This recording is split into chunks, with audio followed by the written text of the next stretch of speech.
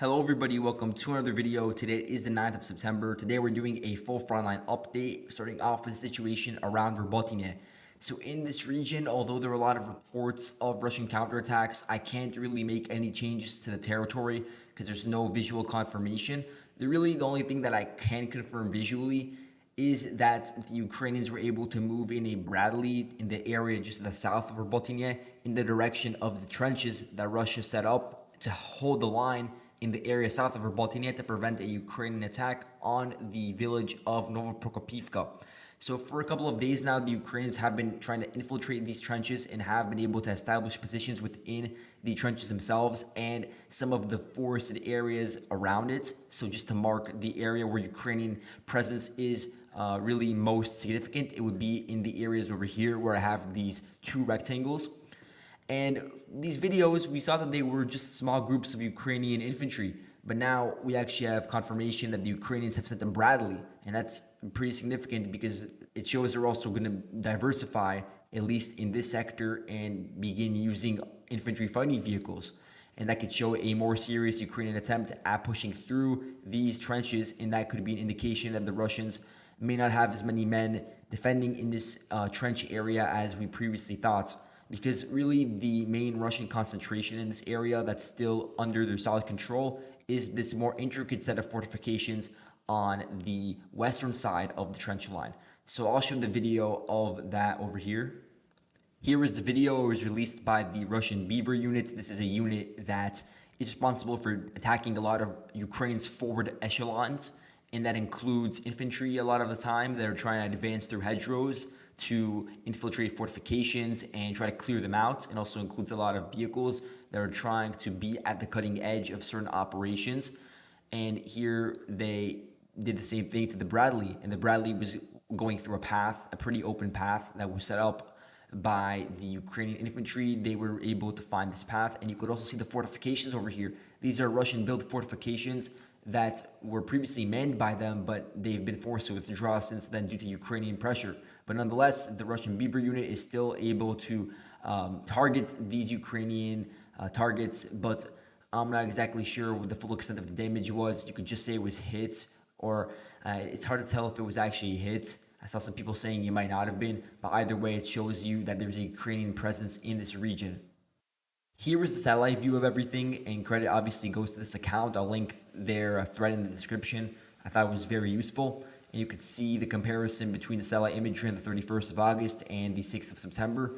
Here is the forested area where a lot of Ukrainians are passing through. Here are some of the trenches that they've been able to secure in this area over here. And the Russians, they control this intricate set of trenches over here. And the Bradley, it made its way in a direction through this direction over here with this blue arrow. And a lot of the shelling that we're seeing was actually located in the southwestern outskirts of Robotyne, and that may be because the Russians attempted to counterattack over here, which maybe could lend credence to the idea that over the past week, Russians have been launching attacks in this area. Because look, last week you didn't see those craters in that specific region. And if this is true, then it may not be because the Russians necessarily want to retake Robotyne. A lot of the positions within Robotyne are not that favorable. They wouldn't have that much significance because some of them are in valleys and a lot of the village is decimated. It will be very hard for the Russians to hold on to it, just like it's very hard for the Ukrainians to hold on to it right now in the southern quarter. In the southern quarter, the Ukrainians can't really send in massive concentrations of forces because whenever they do send a large concentration of equipment and forces, the Russians are very, very close to the front line and they begin firing upon it. And the Ukrainians, in that case, they're forced to disperse and attack with smaller groups. And so these attacks, maybe by the Russians, they may be a way of trying to keep the Ukrainians at bay, preventing them from launching their own attacks south of Robotyne. And if this is true that the Russians are attacking, then it will most likely be as a result of activity from the 7th and the 76th VDV divisions. Not the entire divisions, obviously, but certain regiments within them that I have marked on my map. Now, here's a view of the area just to the northeast of Novodonetske. You could see that this is in reference to the front line. The front line's generally over here. I'm just doing this generally right now off my top of my head. But you could see that there's this area, these open fields and these forested areas that are to the northeast of Novoprokopivka that are under Russian control. And this serves as a bit of a buffer zone between the gray zone on the front line and the Russian defenses, the Russian forces that are being sent to help hold on to Novoprokopivka. And the Ukrainians, they're hitting this area pretty heavily. You could see in this white circle, the entire white circle is an area that's been very, very heavily shelled by the Ukrainians. The Ukrainians are going scorched earth on all the fields in this region. So a lot of the shelling, you can see, due to the fact that it's within Russian lines in certain cases, that it's actually being caused by the Ukrainians. So in terms of shelling, in terms of like raw numbers, it does seem like the Ukrainians are, their artillery output at this point is higher than the Russians. The Russians are still obviously conducting artillery strikes, but they're more pinpointed at specific missions, specific Ukrainian infantry groups, at specific Ukrainian targets like ammo depots in Robotyne, for instance, specific vehicles, whatever. And the Ukrainians, they're just shelling the entire area more generally, and they're using a larger output in this case. And you could see how a lot of that's going on over here. You could see the craters. You could see the craters over here. A lot of the craters are going on in hedgerows, which is understandable because that's where infantry from both sides prefer to operate. In a lot of these regions, the hedgerows no longer have foliage on them, which makes it harder for both sides to use them as cover. And that's also the perfect area for drones to operate. So the Ukrainians, they also have their own drones operating, just like you have the Beaver drone unit operating for the Russians. The Ukrainians have this unit over here. It's called the Wild Division unit of the 82nd Air Assault Brigade. You have the Imperium group, which is also operating in this region. I think I'll show a video of them. So here's a video of them, but I'm actually not going to show it just because last time my video got age restricted for showing too many videos. I don't think they were 18 plus, but like I'm just going to try to be more cautious about what I show. So in this case, you could click on the link yourself, but it gives you an idea of the fact that the Russians are still operating in this region and that the Ukrainians are trying to hit them very, very heavily. And at the same time, the Russians are hitting the Ukrainians heavily in the fields that are to the east of Novoprokopivka, which would be over here. This area is still on lower elevation compared to the hills that the Russians control. In those hills, they really span some of the fields that are to the north of Russia's fortifications, but they also run into Russia's fortifications. So Russia's fortifications actually are located on certain higher elevated areas, and that includes Hill 166 and a bunch of other local heights. And the Ukrainians, for a while now, they've been trying to clear out these Russian positions in order to get control of the heights that are overlooking the entire surrounding fields. And we do have confirmation that the Ukrainians are operating in the region where I have the front line designated. Here's a video of the Ukrainians being shelled by the Russian 247th Motor Rifle Regiment, I believe. And that's located over here. And now moving on to the situation around Verbove, I still wouldn't characterize the Ukrainians as being in control of any fields past the anti-tank ditch. We haven't seen really any vehicles going past it. We haven't seen a permanent Ukrainian settlement within the trenches. And I don't think that would be a good idea at the moment because they would be fired upon by Russian artillery and drones. They would be taken out. We've already seen videos of that occurring. And as a result, actually, of these Ukrainian activities, the Russians have been forced to withdraw from some of their manned trenches over here located in this blue rectangle. And the extent of the Russian withdrawal may be even larger that we're not aware of due to these Ukrainian infiltrations as Russia moves closer and closer to the village of Verbove itself. And we are also seeing them hitting Ukrainian targets closer and closer to Verbove. Here's one video of that. Here's a video of Russian airstrikes on Ukrainian forces before they go past the Russian defenses as they're congregating in a hedgerow. So here's the video of that. You could see the shelling. You could see that this is actually being done by the 387th Motor Rifle Regiment, and this is a territorial regiment. So it was formed, I believe, last year after the war was started, and it may have more mobilized personnel than other Russian units. It's not as well trained. I would say that it doesn't have as much experience. It was operating on the Kherson sector, which is the area where units probably have the least experience because that's where the least amount of fighting was. So the Russians probably sent their worst units in that direction. But now this unit specifically has been moved to the Verbove sector, and we know this based off of this video where they released shelling of the Ukrainian positions in the tree lines outside of Verbove. Now, last thing about Verbove is that the Ukrainians have been able to make minor gains on the northern flank of the village in an area that is not that fortified. And what I'm referring to is this area over here. This is a part of the front line that we haven't seen as much fighting in, but it is still very important. Now the Ukrainians are pushing through the fields over here. They've been able to advance a couple hundred meters in the directions where the arrows are pointed. And geolocated footage has them in control of trench lines that are within this area. There's not many trench lines, but the ones that are actually present in these fields appear to be under Ukrainian control. But this is also confirmed by a Rybar's map, which has these specific fortifications marked under Ukrainian control. And now they're being hit by Russian artillery. And this is interesting because if the Ukrainians could actually put pressure over here, then they would be able to make gains in an area that is less heavily fortified, and they would have positions to the south of Novopokrovka, sorry, long day, and Verbove itself.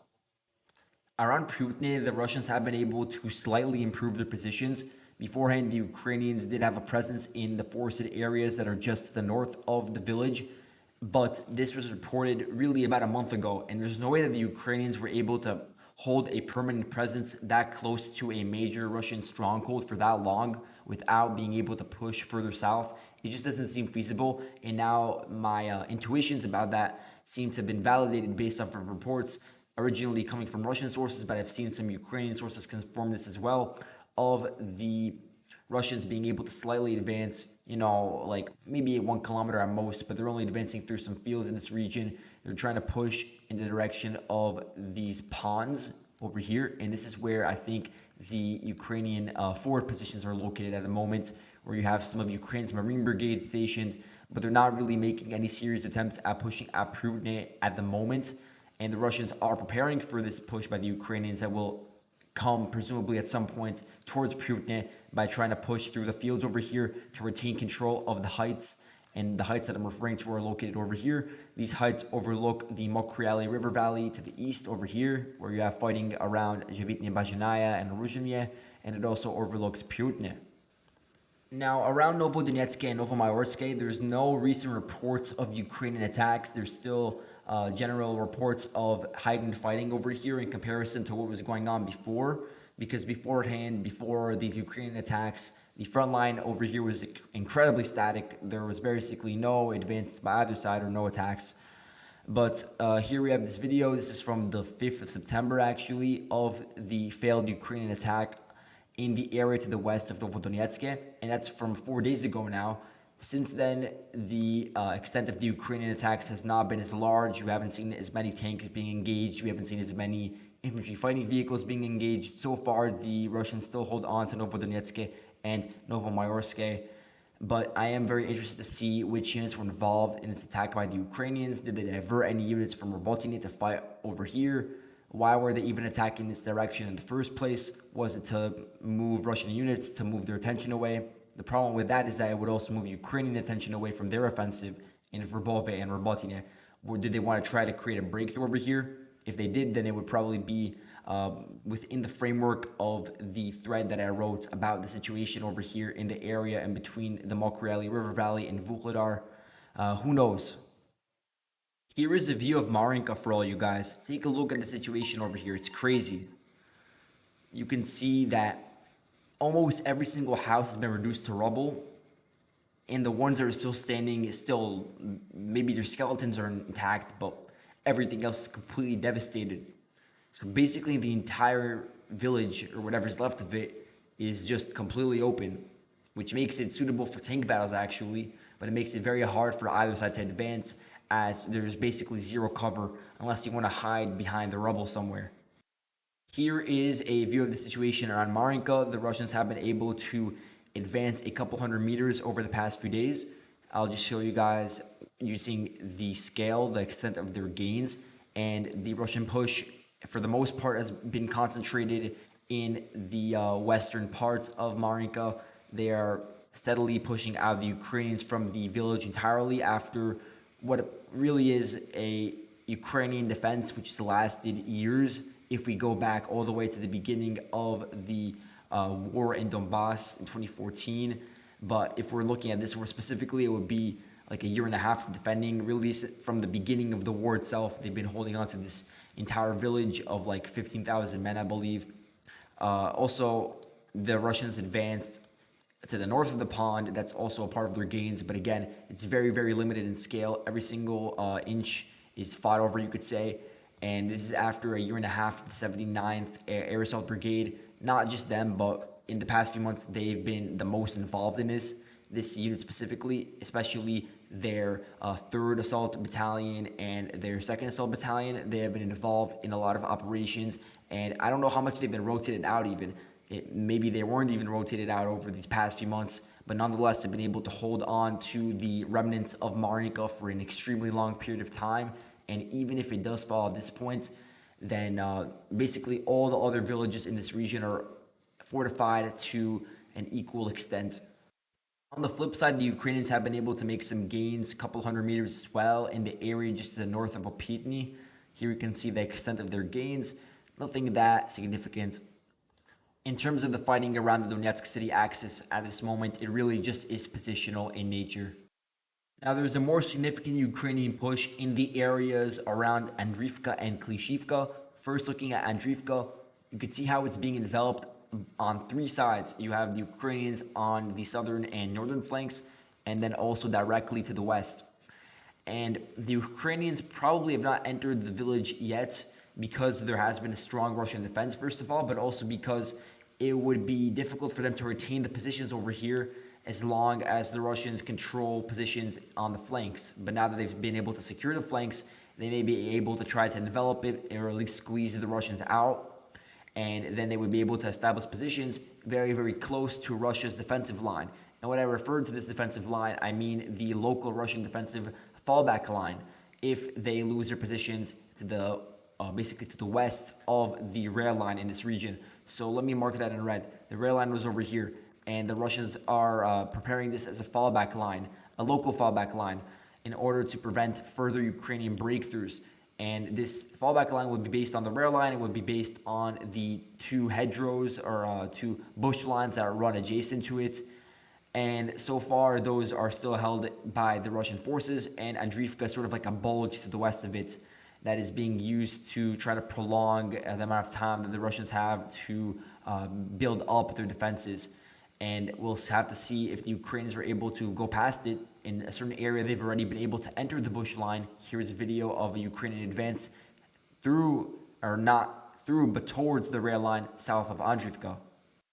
Now, around Klishchiivka, you can't really say that the village itself has been fully captured by the Ukrainians. They control about 80% of it now. Ukrainian sources also agree that they don't fully control it. They said more than half is under their control. At the time that we're recording this video, the Ukrainians are pushing through the fields that are to the east of Klishchiivka, trying to reach the rail line. And they're also trying to push north and trying to consolidate control over what Russia still has control over, which is the northernmost parts of Klishchiivka. If we look at the Serebryansky Forest, the Ukrainians have been able to advance a couple hundred meters as well. And I think that based on Google Earth or Google Maps, it makes it look like the entire forest is fully covered with foliage. But at the moment, based on footage on the ground, it's not really that covered with foliage.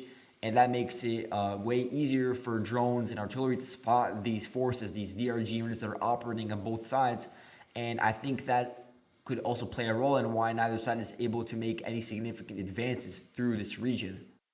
Now, moving on to the Zherebets Bridgehead, in this area, we have really just seen positional fighting, but the Russians have been able to capture a miner field to the north of Novodonetske. Novodonetske is a village that Russia controlled at the beginning of their attacks across the Zherebets River, but was quickly recaptured by the Ukrainians. Now the Russians have control of the heights to the north of it, so we'll have to see if anything really comes out of that. And as you can see in this region, you do have a lot of Ukrainian defenses. You have 43rd Artillery Brigade, you have 43rd Mechanized Brigade as well. And this is very, very interesting because this is one of the newer units formed by the Ukrainians. that looked at first, I can't say for sure, as if it would have been sent to Zaporozhye for the counteroffensive, but it's currently stationed around here in order to keep the Russians at bay. And at that, it's been successful, but it is not fighting in Zaporozhye. And lastly, around Tsinkhivka, unfortunately, I can't give a proper update because there's not enough video footage and there's not even enough reports that are coming in that can be verified of any changes. What I'll say is that the Ukrainians, on their side, the general staff reported unsuccessful attacks in the direction of Tsinkhivka, so we know that at least there's fighting going on in the region. And it seems like a lot of the activity is actually coming from the 1st Russian tank army, which is operating in the region, and they are actually using tanks in some of the fields that are to the east of Tsinkhivka, trying to push through even more strong points. But again, it's all positional at the moment, nothing significant. And so that's all I have for today. Thank you guys so much for watching, and I'll see you guys in the next video. Goodbye.